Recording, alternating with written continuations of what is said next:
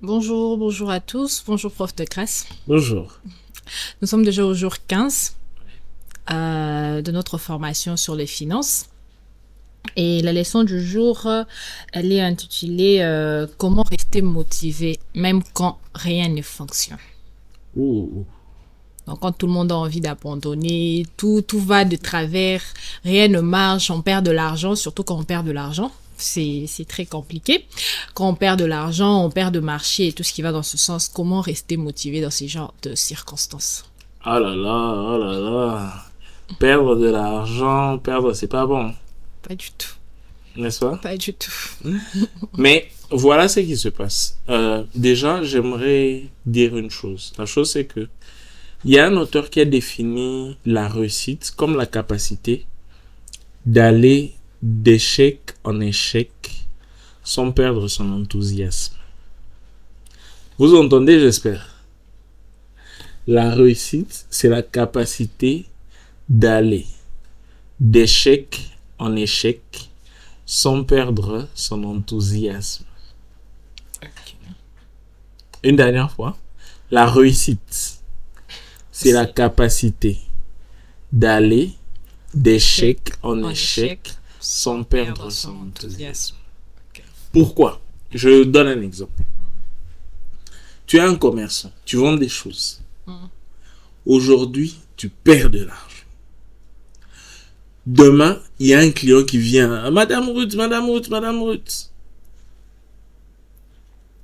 Tu es là comme ça, oui. On veut acheter des histoires. Vous voulez acheter quoi? Non, ces histoires, non. Pourquoi vous êtes comme ça? Ah, moi, je suis en train de perdre de l'argent. La personne a envie d'acheter ou n'a pas envie d'acheter? Et on le bloque dans son élan, c'est vrai. Tu comprends un peu? Ouais. Pourquoi?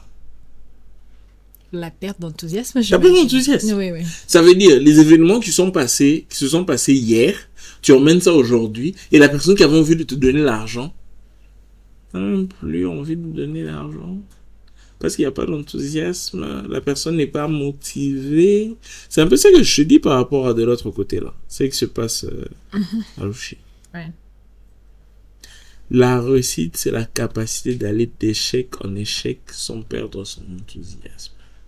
Si tu veux gagner, si tu veux de l'argent, si tu veux être libre financièrement, et ainsi de suite, il faudra que tu sois capable de comprendre que ça va pas être facile. Tu fais ça, il y a tout l'argent du monde qui tombe sur sa table. Non. Il faudra être assez solide.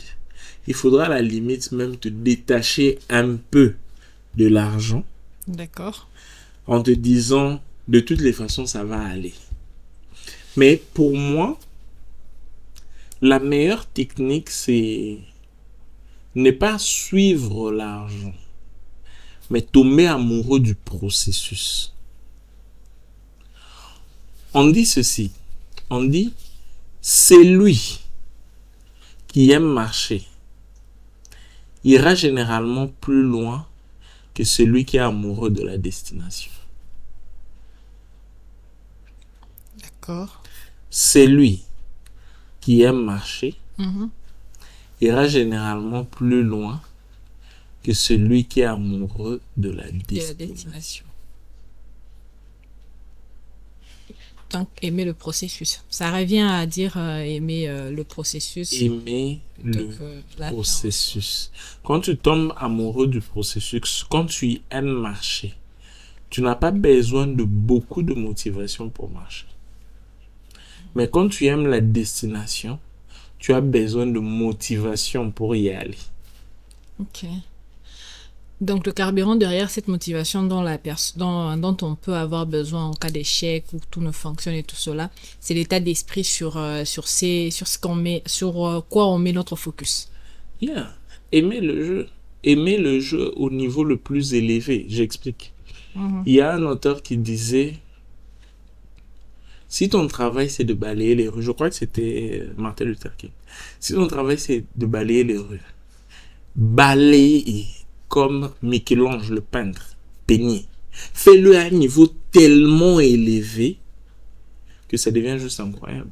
Ça me fait penser au jeune monsieur qui vendait de l'eau, mais tout en veste. Oui, aujourd'hui, il a arrêté de vendre l'eau. Il a trouvé les fonds. En fait, est-ce qu'il cherchait même les fonds? Non.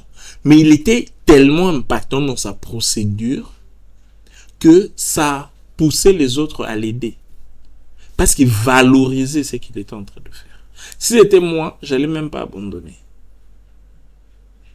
Je te dis, si c'était moi, j'allais pas abandonner.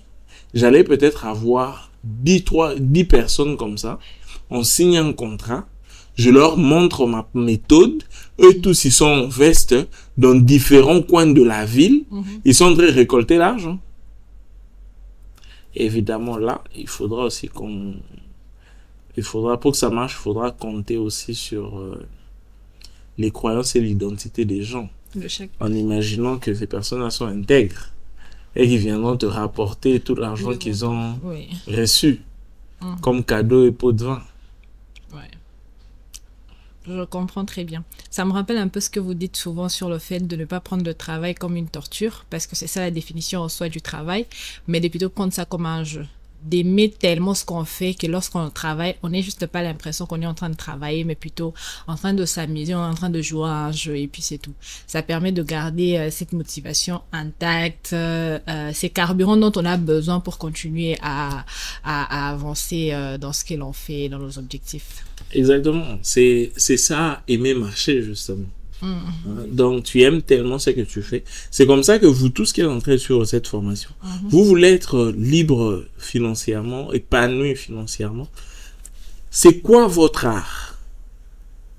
Cet art-là, vous devez l'aimer tellement et l'emmener au plus haut degré possible. C'est cet art-là qui va vous apporter l'argent. Pour certains, leur art, c'est être en contact avec les gens. Pour d'autres, leur art, c'est l'architecture. Pour d'autres, leur art, c'est l'agriculture. Pour d'autres, leur art, c'est que c'est des personnes qui attirent facilement l'attention. Pour d'autres, leur art, c'est que c'est des personnes, quand ils parlent, ils ont un effet impactant. Pour d'autres, leur art, c'est simplement que ils ont des connexions solides. Et d'autres ont 2-3 arts différents qui doivent exploiter à un niveau très élevé. Donc, c'est quoi ton art? Aime ton art tellement fort que cet art-là se met à produire pour toi. Un exemple bête, c'est, regarde les artistes musiciens. Il y en a des milliers, mais il y a certains pour qui leur art les nourrit, leur fait payer, achète pour eux des maisons, et ainsi de suite.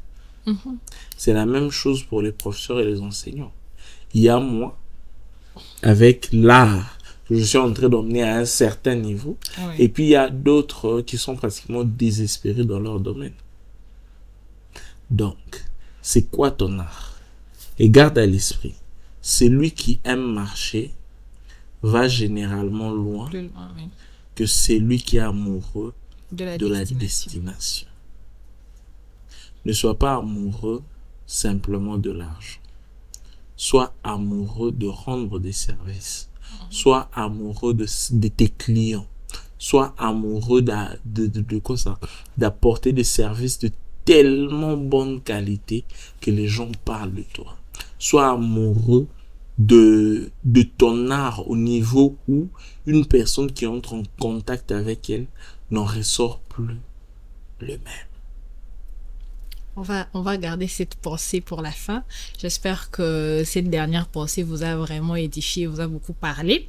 Je vous invite à finir de lire le test qu'il y a et l'audio, et puis de faire vos quiz et surtout de garder cette pensée qui clôture cette leçon. Et puis on se voit pour la leçon prochaine. Très bien, on se voit pour la prochaine leçon et à très bientôt. À très bientôt.